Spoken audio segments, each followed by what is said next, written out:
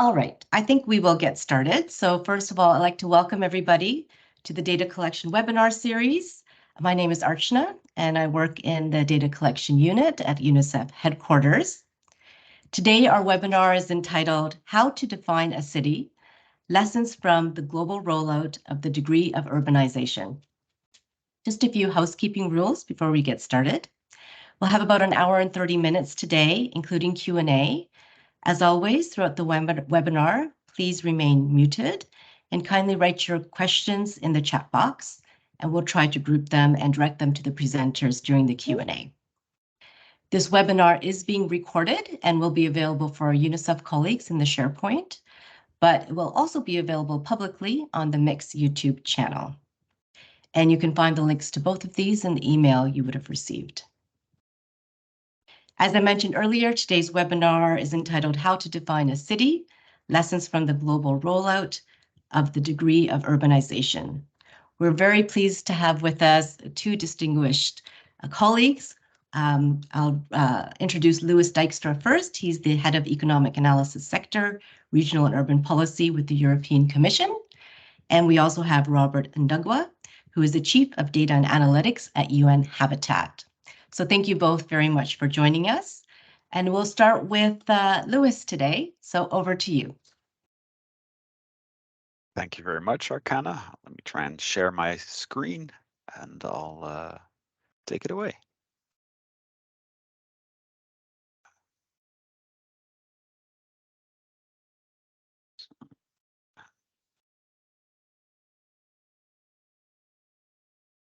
Before I kick it off, if somebody could give me a little confirmation that they can see the screen, that'd be delightful. It looks great. Thanks, Louis. Okay.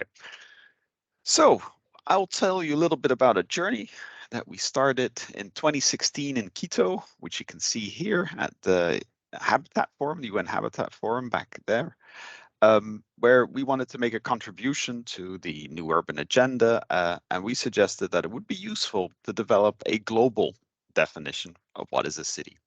And so I'll tell you a little bit about how that journey took us to where we are today. So why did we propose to develop this? Well, when we looked at a lot of the sustainable development goal indicators, we realized that quite of them were quite sensitive to where you draw that boundary, right? If you include towns in rural areas, then your access to electricity, safe drinking water might be a lot better than if you exclude towns from rural areas. Also the city, if you only look at the city center, you're going to have a lot of people with good access to public transport. But if you have a wider definition of a city, that share is going to drop.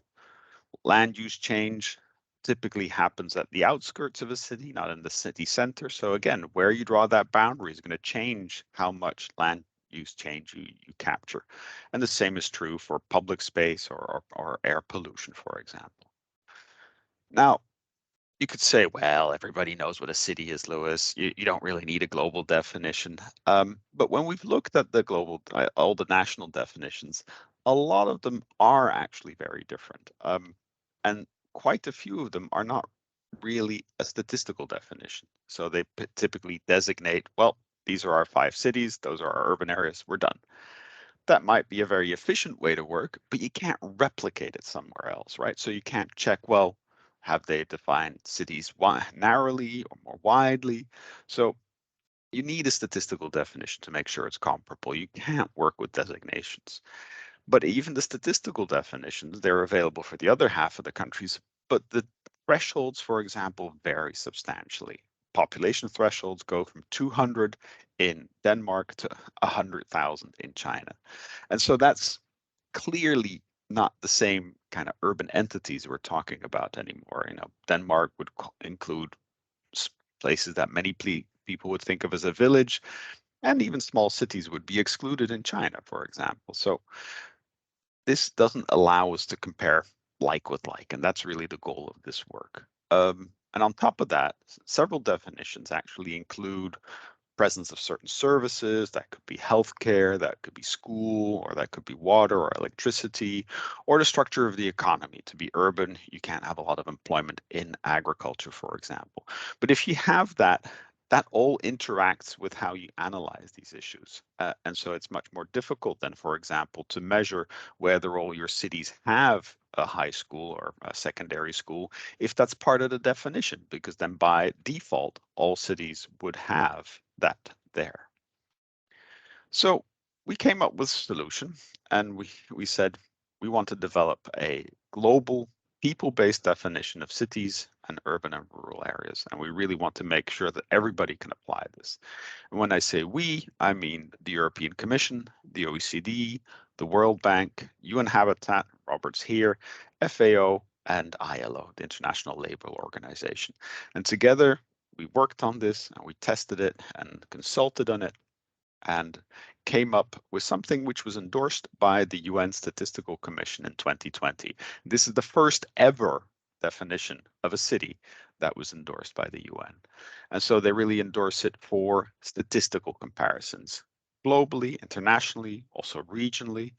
But it doesn't replace national definitions. It's merely intended to complement them. A lot of policies, a lot of funding is tied to national definitions, and we don't want to challenge that or even question that. It's just that if you want to compare your city to another city in a neighboring country, it's much better to do it using this definition than the national definitions. So how does this work? It's relatively quick and it's relatively simple.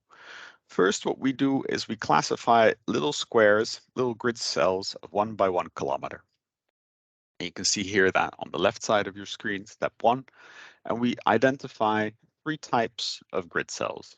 One are urban center cells. They are red and they later become cities. The orangey ones are urban clusters. They become towns and semi-dense areas. And then the green ones are rural grid cells. So once we've classified all those cells, we can then classify small local spatial units. That could be municipalities or census enumeration areas or what have you. And that's what you see on the right-hand side. And you see if those units are very small, you get a good match spatially with the grid's classification as well. So how do we classify these grid cells? Urban centers are contiguous cells with a density over 1,500 residents per square kilometer, and they have at least 50,000 people in contiguous cells. So you take all those cells with that density, you glue them all together if they touch, and if you have at least 50,000 people in those cells that are touching, then you have what we call an urban center. For urban clusters, we do the same, but with a lower density threshold, 300 residents per square kilometer, and a lower minimum population size in those contiguous cells, only 5,000, and we exclude the urban center cells. And then the rural grid cells typically have a density below 300 residents per square kilometer, but they also include the higher density cells, but which don't reach those minimum population thresholds of 5 and 50,000, as you can see above.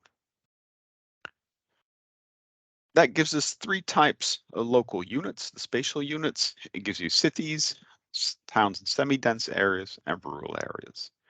It is true that in the classification, we define urban as cities plus towns and semi-dense, but I really encourage people to use all 3 classes. It makes it much more interesting and you get a better capturing of, say, the full continuum of the definition. So how do we define a city? We take all the small local units, say the municipalities, and each one that has at least 50% of its residents in an urban center, then it becomes part of that city. So a city can be 1 or more small local units, and they all have at least 50% of their population in an urban center. Rural areas is the same. If you have the majority of your population in rural grid cells, you're a rural area. And the towns and semi-dense basically are the residual. They're neither city nor rural, so they don't have 50% in urban centers nor 50% in rural grid cells. We also created a second level of classification. So we have the cities, towns and semi-dense areas and rural areas at level 1. But then, as the name suggests, towns and semi-dense is really 2 different types of settlements. So we have split that into a town and into suburban or peri-urban areas. Also, the rural areas are quite diverse. We can split those into villages between 500 and 5,000 inhabitants, and dispersed rural areas and very dispersed or mostly uninhabited areas. Now, why do we like this method? I think it has 6 simple advantages. And the most important one is that we start from a grid. Starting from a population grid really reduces the bias that generated by spatial units that have different shapes and sizes. And I want to highlight here in this little map, this is from the Netherlands, and on the right-hand side, you see the grid map, and you see the population density, and you see 2 clusters of higher density, so 2 villages.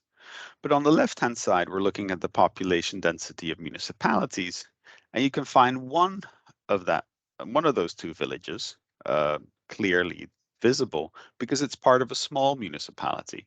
But the second one is part of a larger municipality and it disappears. You can't see that there's a settlement there because of the larger shape, larger size of that municipality. So the grid really allows us to identify where settlements are. The other thing we like about this, it's a global people-based definition. Some definitions rely on proxies, such as buildings or built-up area. We don't do that. We say a settlement is a spatial concentration of people. And so we measure population clusters directly. And because we work at the grid, we can actually use the same density thresholds and the same population size thresholds in the entire world. Initially, when we started this work, now already 7 years ago, I was concerned that we would have to adjust the thresholds, but actually it works very well. And all the feedback, and Robert will tell you more about that, the feedback we've received has really never questioned really these thresholds. The other advantage as compared to the classic urban-rural dichotomy is that here you capture a continuum, right? There's not just urban and rural, it's not just black and white. You've got cities, you've got towns and semi-dense, and you've got rural. And at level 2, you've got the 3 settlements, you've got the cities, the towns, and the villages, as you can see here on the right. You see Lagos, Nigeria, massive city. Then you can see a little town in Venezuela, Chaguaramas on the right. And these are all grid cells. So, obviously the Lagos is much bigger than that single central grid cell. And then in the bottom, you can see a little village in Myanmar. And there you can really see that cluster of houses in the northwestern corner of that grid cell. I already alluded to it. The fifth benefit is that we really wanted to define areas to monitor access to services. Do people living in cities have access to drinking water? Do they have access to electricity? Are they living close to healthcare or a school? And if you include that access to services in the definition, then you can't monitor that access anymore. So that's really why we emphasize that this is a very neutral, very clean and simple definition that allows us to then monitor those access to services better. And also, it's a relatively simple methodology. I've explained it here in a couple of minutes. The main principles fit on the back of a napkin or an envelope, so it's easy to explain and it's quite quick to apply. And because I like data and I like showing data, I included a couple of examples of where we've taken existing surveys and coded them by the degree of urbanization. So here, this is from the Demography and Health Survey, DHS, and we've estimated the number of live births per woman. And so in the little blue triangles, you can see the value for the cities, and in the green squares, you can see the value for the rural areas. And you can see in almost every country, there's a gap between rural and city. And the towns and semi-dense, the little orange circles, are typically in between, sometimes closer to rural, sometimes closer to the city, but mostly in an intermediate position, highlighting their kind of intermediate position between the very urban cities and the rural areas. As live births per woman go down, You can also see that the gaps tend to shrink. For example, in Bangladesh and in India, the gaps aren't very big, but at the other extreme, you can see that the gaps in Angola, the DRC, or Burkina Faso, Mozambique are still very large. For example, in Angola, it's 5 live births per woman in a city compared to 8 in a rural area. Access to safely managed drinking water, an important sustainable development goal indicator. Here, again, we measure this and you can see that cities do far better. So the blue circles are the cities, and you can see in some countries like Colombia, that's at 100%, but the rural areas tend to be a little bit lower. In Colombia, it's 80%, but in some countries, it's 10 or even close to 0% of the rural population that has access to that safely managed drinking water. So these previous examples are from the manual that we've published together explaining how to apply the degree of urbanization. And now I wanted to give you some newer results together with the Gallup World Poll. With Gallup, we've coded their World Poll by degree of urbanization. And here I want to show you a couple of results based on the most recent poll, 2022. Looking by group, income group, as defined by the World Bank. And so they've asked, do you feel safe walking alone at night? Very straightforward question. And you can see that you get very high shares of people saying yes. Almost 80% of the people living in rural areas in a high income country say, yes, I feel safe walking alone at night. Then the least safe places are cities in the low income countries. There, less than 45% says, yes, I feel safe walking alone at night. But what's interesting is in all 4 groups, you can see that cities are considered less safe, or people feel less safe in cities than in rural areas. And that gap is quite noticeable, especially in the low and the middle income groups. But there are some benefits to living in a city. You can see that more people own a mobile phone for personal calls last year. The gap between cities and rural areas and high income countries is quite small, but it's still there. But in the low income countries, you see a big gap from just below 75 to just above 55% in rural areas and low income. And in all 3 groups, you see this clear gradient, right? Lowest values in rural areas, highest in cities and towns and semi-dense areas in the middle. So it really emphasizes that this captures that continuum. And this is also true for things like income or education, for example. Have you used the internet in the past week? In high income countries, pretty much everybody says yes. It's somewhere between 85 and just over 90%, but you still see that urban gradient a little bit. But the urban gradient is much more pronounced in the middle income and especially in the low income countries. You see less than 20% of the respondents say they used the internet in the past week in rural areas and low income countries, as compared to almost 50 in cities in low income countries. Another important indicator from FAO is the Moderate and Severe Food Insecurity Index. And here they've measured that again by degree of urbanization. And here you can even see the confidence intervals around those observations. And you can see significant differences. And actually, food insecurity tends to be more prevalent in rural areas than in cities, especially in the countries where this insecurity is high. So where it's very common. In the countries like Bulgaria or Serbia, where it's low, the gaps are very small, and rural areas don't necessarily score worse than cities. But in Botswana, South Africa, and the Philippines, clearly being in a rural area means that you're more likely to experience this type of food insecurity. Tenure insecurity, also, again, in most places, a very clear city issue. Typically quite a bit higher in cities than in towns and semi-dense areas, and quite a bit higher, especially than in rural areas. Now, here I gave you examples from surveys, and here I want to show you a different example for two reasons. First, I want to show that you can use the degree of urbanization with geospatial data. And so here we have the locations of healthcare facility, and we were able to calculate the distance to the nearest healthcare facility by degree of urbanization level 2. And it's the level 2 that makes it interesting, and that's also why I wanted to highlight it. So here on the left-hand side, you see the average for all the countries on the chart. You see cities, people live less than 2 kilometers away. But in the dispersed rural areas, on the other hand, it's almost 6 kilometers. And then the rest, falls nicely in between. Suburban, peri-urban areas, typically located closer to a city, do quite well. Towns do a bit less well, villages less well, and then dispersed do the worst, or are the located furthest away from a healthcare facility. So clearly following that same gradient, that same logic of agglomeration. So how can you use the degree of urbanization in household surveys?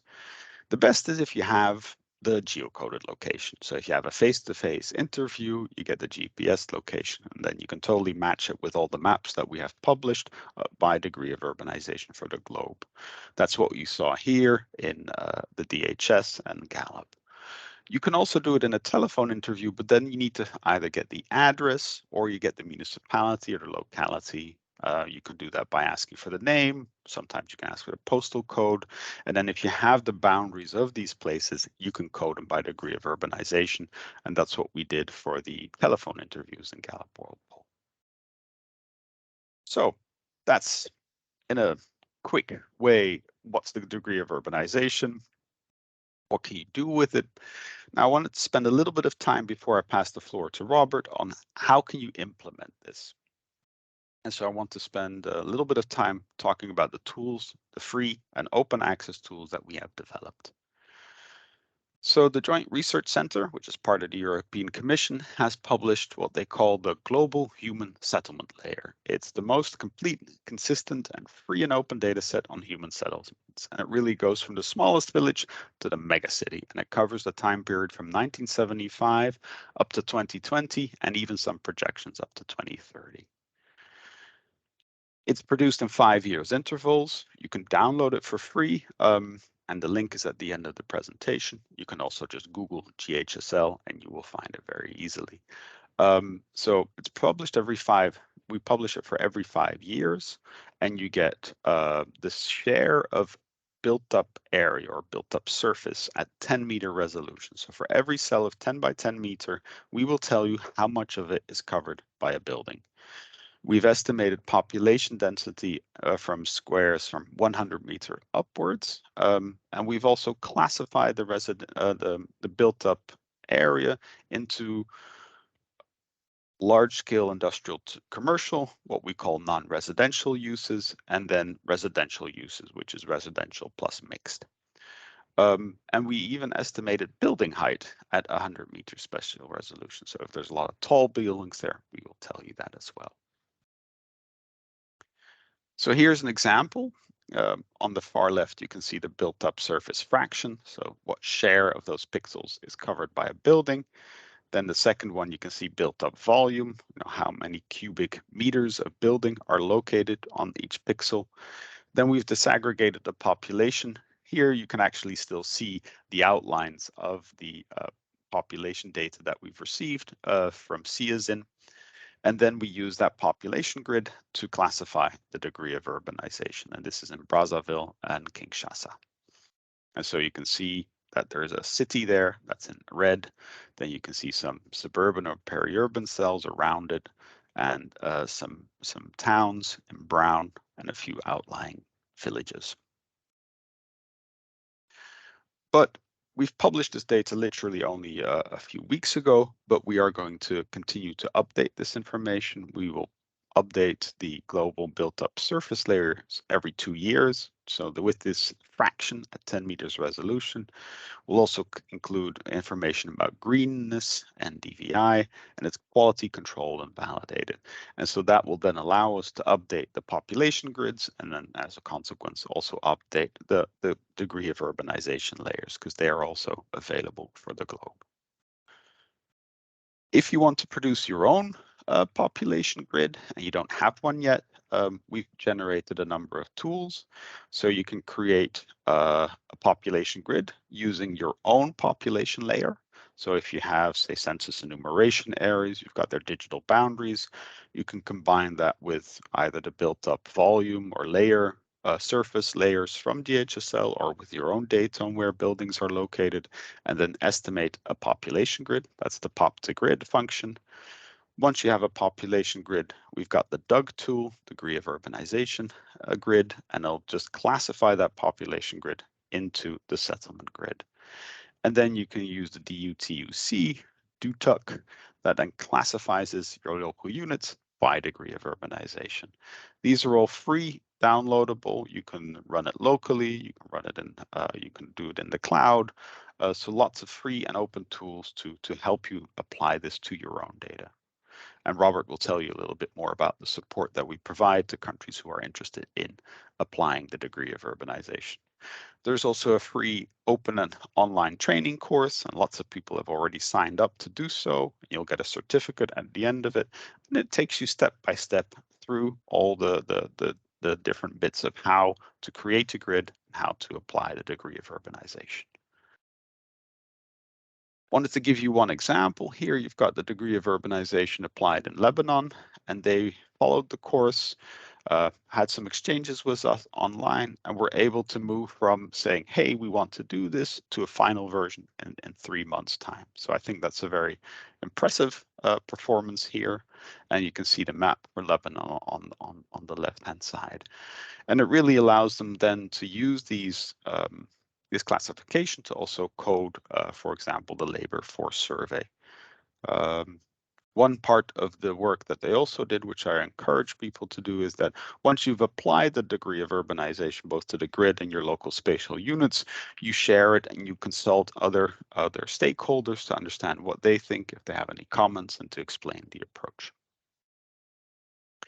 There's quite a few countries out there that have applied the degree of urbanization or planning to do so. Here's a quick list, and on top of that, all the countries in the European statistical system, so that's the EU plus a number of other countries, have also already been using the degree of urbanization for a decade. So, trying to wrap up, not take too much time.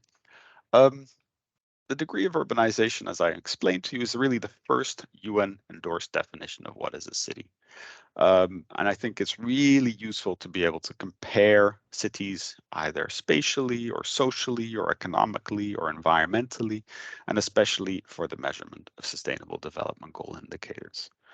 The Joint Research Center has estimated degree of urbanization for every country in the world. So you can get a map of your country detailing the degree of urbanization of every single grid cell.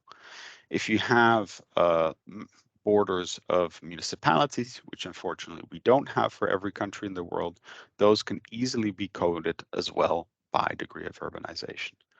A growing number of countries is testing and using this definition, and Robert will tell you more. And I really like its relative simplicity and its transparency. And so I really want to thank all the other organizations that are working on this, like UN Habitat, also UN Statistical Division, UNFPA, UNICEF, OECD, World Bank, FAO, and ILO. And as time goes by, you can see that more and more data is becoming available or can be estimated by degree of urbanization. So here's where you can find more information. Of course, you can access the presentation after the webinar. And with that, thank you for your attention, and I'd like to pass the floor to Robert.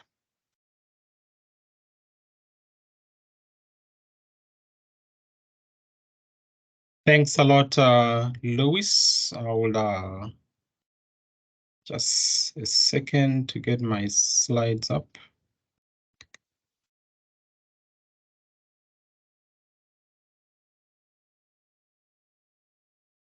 Let me know once you're able to see my slides. Yes, we can see your screen.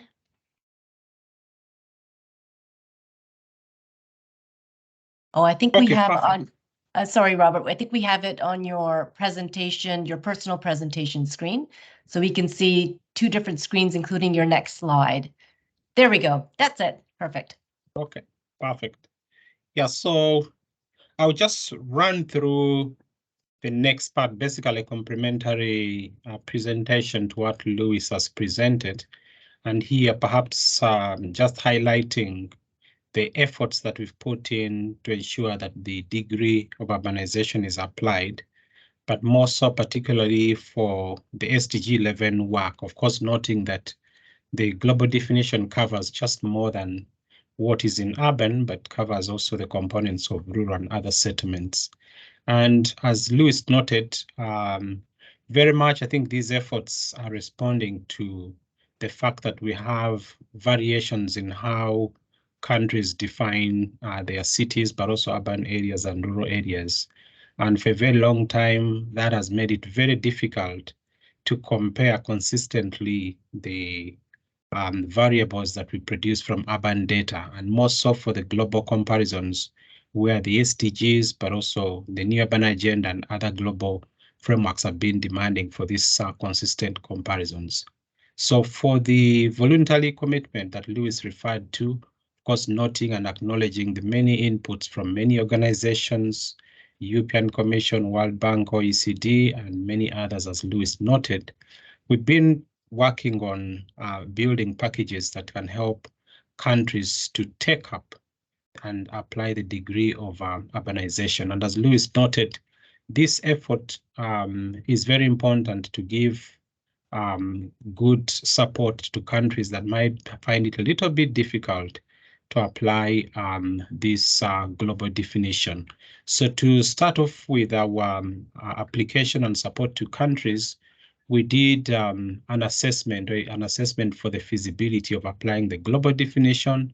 This one covered quite a number of consultations across all the regions, and that's the map you see over there. We covered 85 countries in total that were consulted, but also representing about 250 participants. And from that, our feasibility assessment, we learned a lot in terms of the challenges that countries had. Of course, some it was more about the resources in terms of human, but others also the technology itself that they didn't have. And hence, that also informed very much how we design the tool, the simplicity that needs to be integrated in those tools prior to rolling out the capacity development support to countries. And of course, in between all that consultation and feedback was the endorsement coming in from the UN Statistical Commission in March 2020. And since then, we've been largely working towards supporting clusters of countries drawn out of various regions to ensure that they begin to not only apply the global definition, but also begin to produce SDG data sets using the global definition. And I think Lewis presented some classical examples of where that has already happened using global surveys and censuses, but we are looking forward to more countries beginning to even pre-program in their own systems in terms of surveys and censuses to take care of the variations of what we offer at the global level in terms of the global definition, to make sure that they do apply the degree of urbanization well in advance in their design during collection, but also analysis and the production of the data itself. So as part of this collaboration, the very latest one also involves working very closely with UNFPA, but also UNICEF. And the idea here again is to try and, for example, with UNFPA, the idea is to integrate the degree of urbanization into the census support programs for countries, particularly for countries that are into the current rounds of collection of census data. And the same applies with UNICEF collaboration, where it's more about the multiple indicator cluster surveys and taking care of data production, but also further analysis on already existing surveys, but also doing that for the future. For the UN Habitat side, it's more about data production. So many countries are now familiar with the global definition, but we're supporting them to begin producing data itself, particularly this year where SDG 11 will be discussed at the high-level political forum. We do have countries that at least are reporting for the first time the performances of their own indicators and targets using the global definition. But of course, part of the lessons we've learned and the good positives we picked up through this distribution. One, of course, is to know that countries do have their national definitions, yes, but they are very much welcoming the idea of applying the degree of urbanization here to help them understand, for the most part, the population distribution within urban and rural, but across a continuum, as Louis mentioned. And unlike the previous practice that has been very much about the dichotomy of urban and rural, so countries do welcome that aspect. We've also encountered situations in this journey where once the global definition is introduced to these countries, they do sometimes welcome also possibilities of adjusting their own currently existing national definitions to fit the global, because that then would make it easier for them to apply any policy implications as they move forward. But I think the idea for us has been that where this has been applied, it has shown and demonstrated very well the value of understanding these settlements across the level one, which is the city, the less dense and semi-dense and urban centers, but also the villages and what the implications might be on such settlements. But of course, the other one, countries do welcome the idea that for the first time, they can also compare very well within their own country, but also across countries. So that's a very much welcomed advantage. We've also seen a challenge where in the past, countries, for example, or national statistical offices were finding it very difficult to identify and know where, for example, their boundaries start and stop. And of course, with the application of the global definition for the first time, they're able to pick up very easily. By applying this, they see their settlements in terms of what is being identified as the urban center or the urban cluster, and of course, the other settlements. And of course, using that, they are now able to know where the city really cuts off to be able to apply very easily any policy implications or improvements within those settlements. So this is something that they've also very much welcomed. The consistent production and disaggregation of data is also the other big plus that cities have seen as soon as they apply the global definition. And I think here, Lewis gave very good examples, but this is a case also from Tunisia, where they were able to look at their population distribution across the new areas in terms of rural, the urban cluster, but also the urban center, but also a further breakdown in terms of the second level classes, where they're able to see the intermediary classes and how that contributes to the distribution of the population. On the other hand, many of them have also started, for example, producing an analysis, again, from the policy point of view, like the rudimentary dwelling and how that is distributed across the city or the urban cluster or the rural areas is an interesting scenario. So you can see here, for example, in Tunisia, where the rudimentary dwelling is very prevalent in the rural areas and almost balanced out between the urban clusters and centers.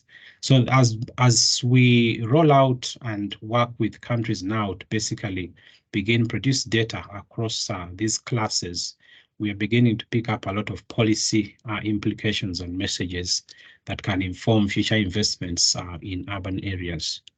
The consistency and comparability across cities, but also across countries is really something I wanted to flag up.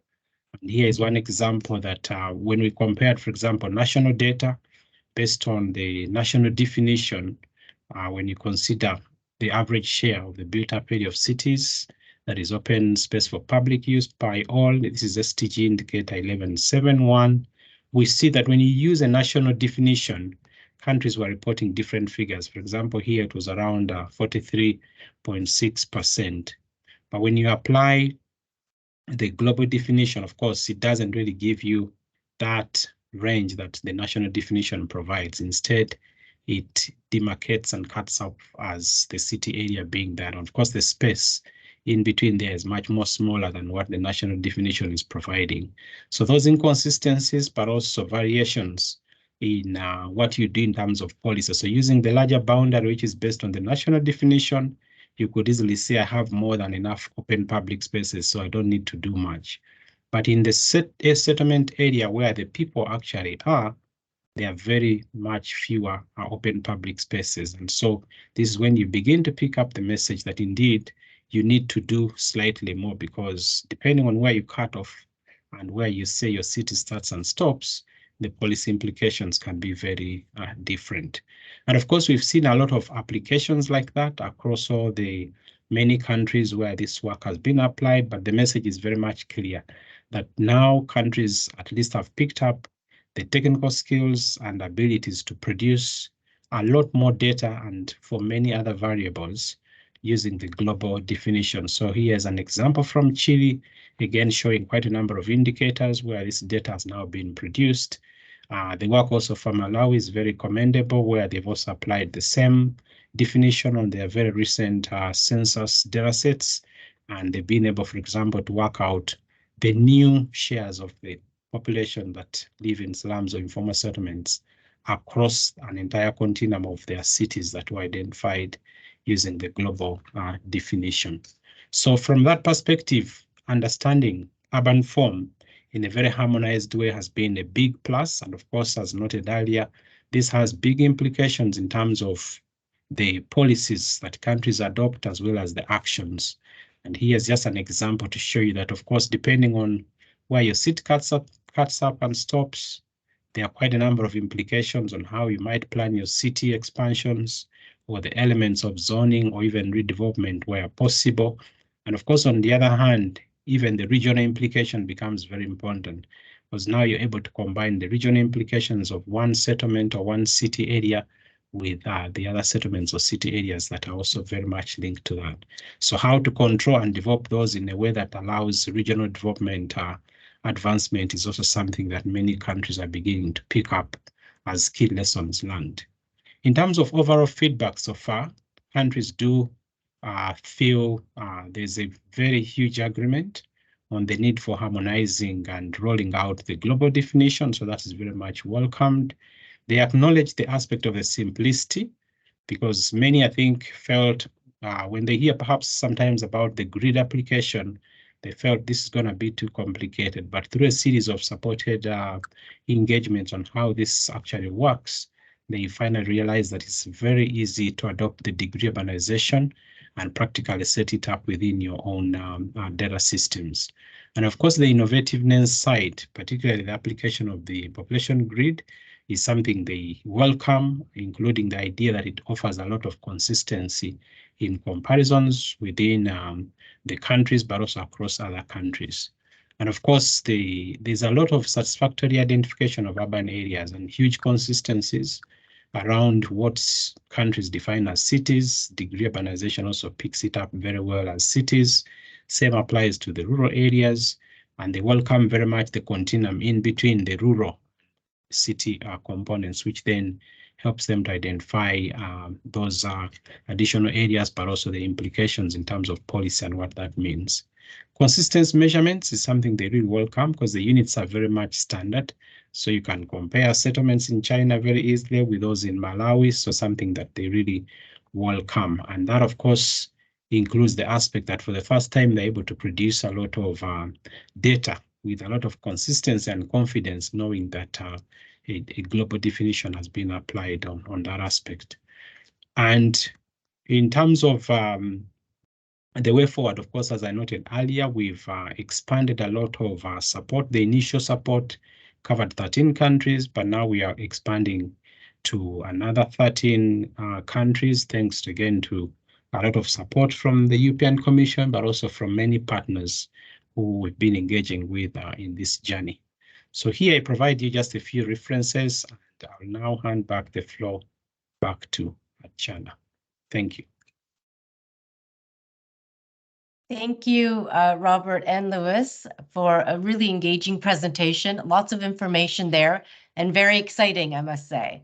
So before we go to the questions, and I know Lewis has been busy answering some of them, just to remind everybody, please do feel free to ask some questions. Maybe I'll start off by saying, so lots of has happened and many countries have adopted this.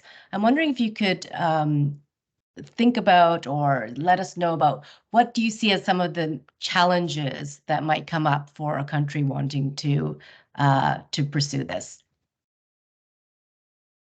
I'm Yes, happy Lewis, to jump right in there, because one of the things that we learned through this process was really that national definitions are very, very different. And so you have countries where smaller settlements are typically considered urban. And this is the case in, say, in Europe, in North America, and South America. You know, a settlement of 5,000 people, 10,000 people was typically classified as urban.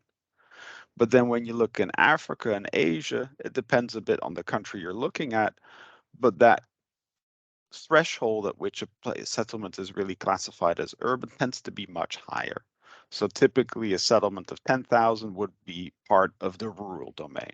And it's only once you reach like 50,000 or more that they are considered to be urban. And so these two very different ways of clipping the continuum leads to surprises. You know, when we had a discussion with India or Pakistan, for example, these are places where only the really big cities are considered urban, right? And so when you look at the share of population in urban areas in India and in Pakistan, it's very low. You know, it's like 32% in India. You know, if you go some of the big cities there, that 32% feels a little bit small. And that's not because their definition is wrong, but it's because they have a tradition of only classifying big places as urban and not those intermediate ones. And so, of course, the degree of urbanization, which officially includes towns as urban, you know, if we show the numbers to Chile or Colombia, like, oh yeah, this matches our stuff, you know, it all seems fine. But then when we show the results to India and Pakistan and we show that, well, actually, yeah, we agree you have maybe 30% in cities, but then you have another 30% or so in towns and semi-dense areas, which technically are also urban, then they're like, whoa, Lewis, you're telling me I'm 60 or 70% urban? You know, they find that hard to swallow. And so what I've tried to tell people, and we had the same discussion with Indonesia, for example, don't group the two types of urban areas together. Always report them separately, because it's this stuff in the middle where people don't really agree. Should this be urban or should this be rural? And so I think on the cities, we have a clear consensus. On the rural areas, we have a clear consensus. And we're trying to build a consensus that there's something in between. Right.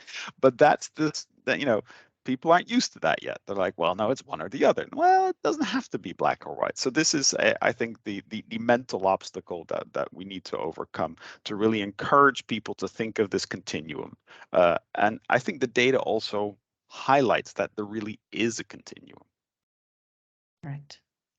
Great. Robert, would you like to add anything to that?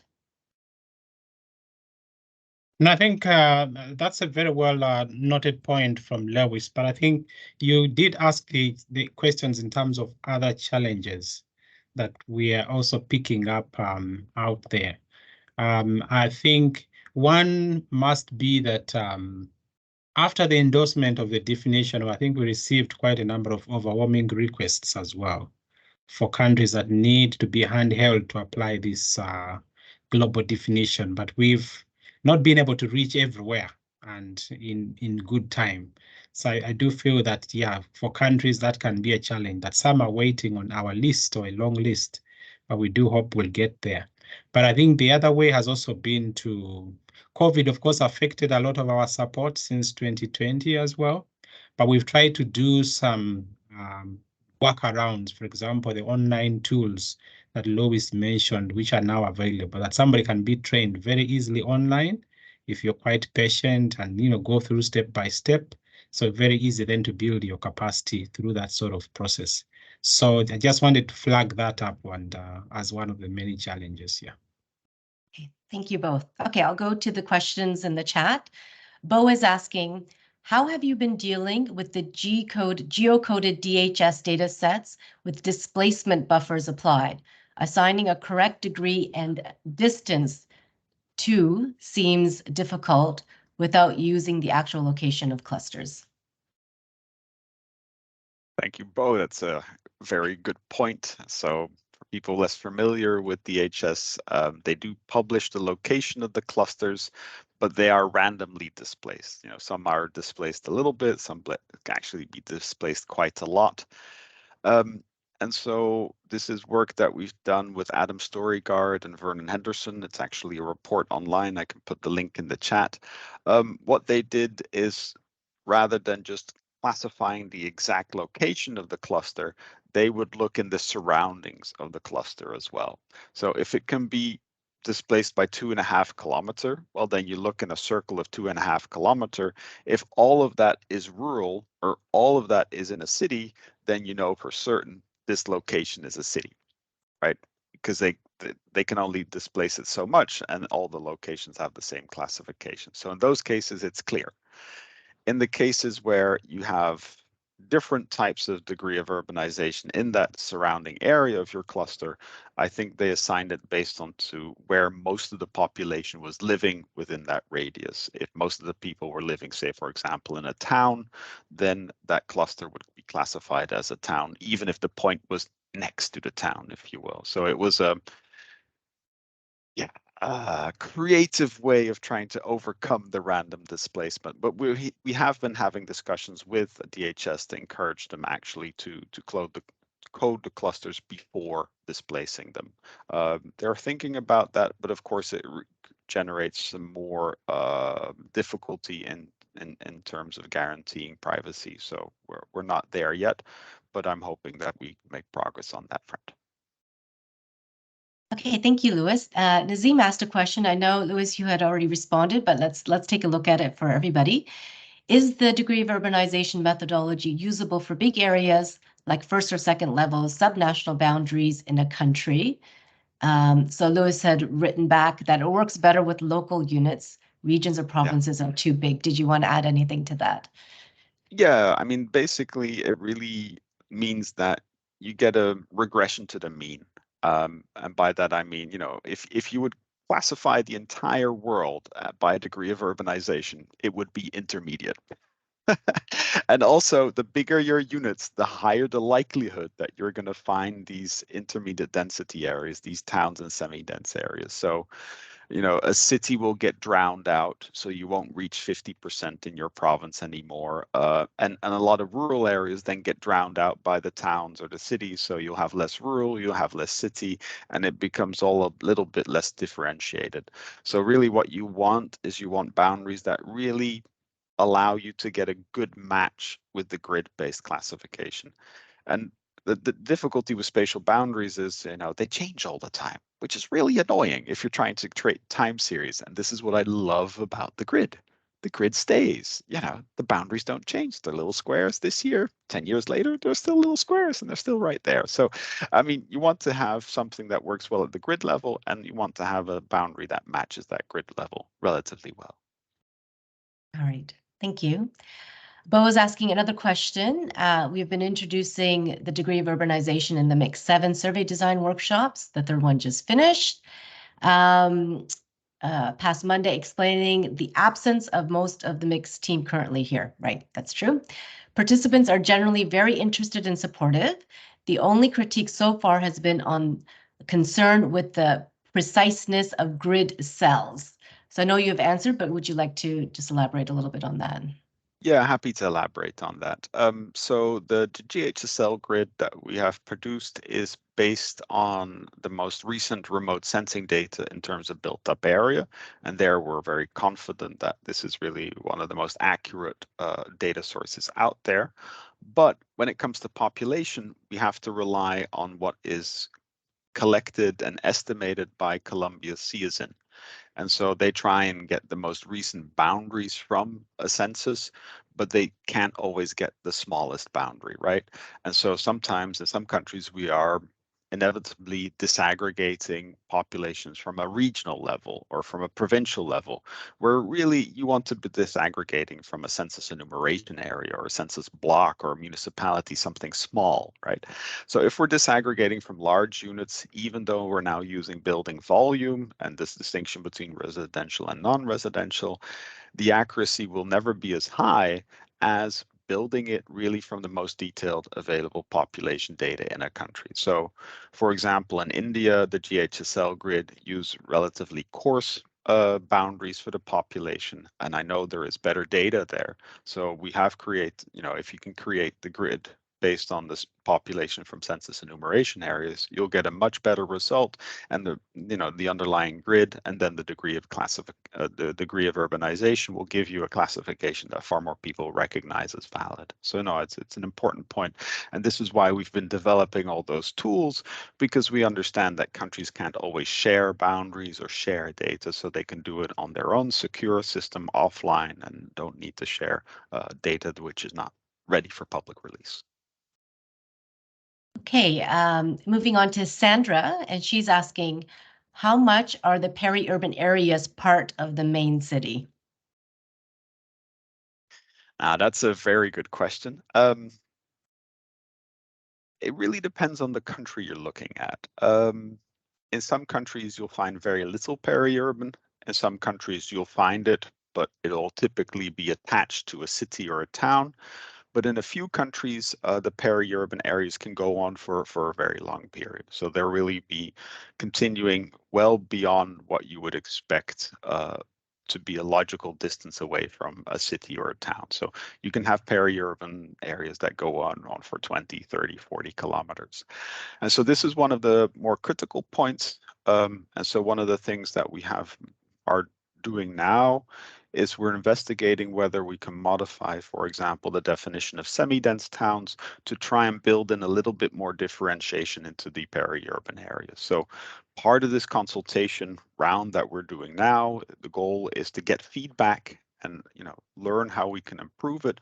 And we're going back to the UN Statistical Commission to report on implementation in 2025.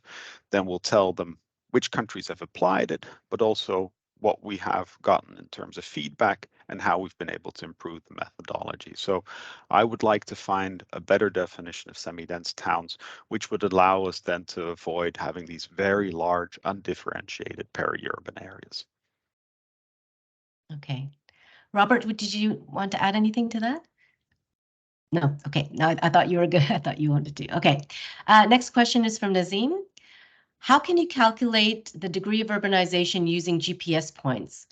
It is clear if you have the enumeration area or municipality boundaries, but how can you deal with GPS points?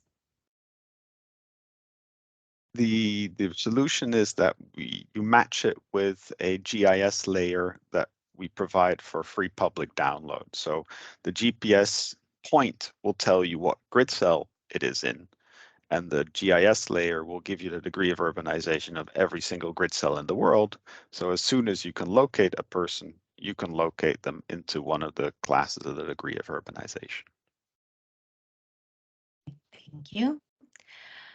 We have a question here from Jacqueline. For countries with relatively small populations, for example, in the Caribbean, these definitions could present some challenges. What do you advise? I actually think it works quite well, even in the Caribbean. I mean, the only thing what we have noticed in very small countries, sometimes they won't have a city. So the biggest settlement in a country may be a town, but that is quite rare. Typically, the capital, even of a small country, will have at least 50,000 people.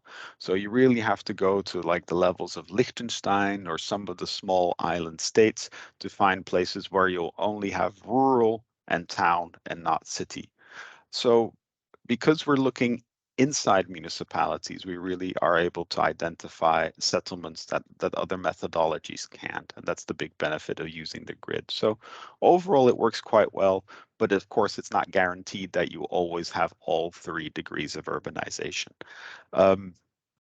Having said that, there are also some places which, you will not find any rural areas. If you're looking at Bahrain or Singapore, obviously, is going to be mostly city and the rest is going to be peri-urban or suburban. So it's not guaranteed that you'll have all 3 classes, but that is also the nature of certain places. Certain places are mostly large cities, or some places don't have large cities, right? So I don't think of that as a flaw.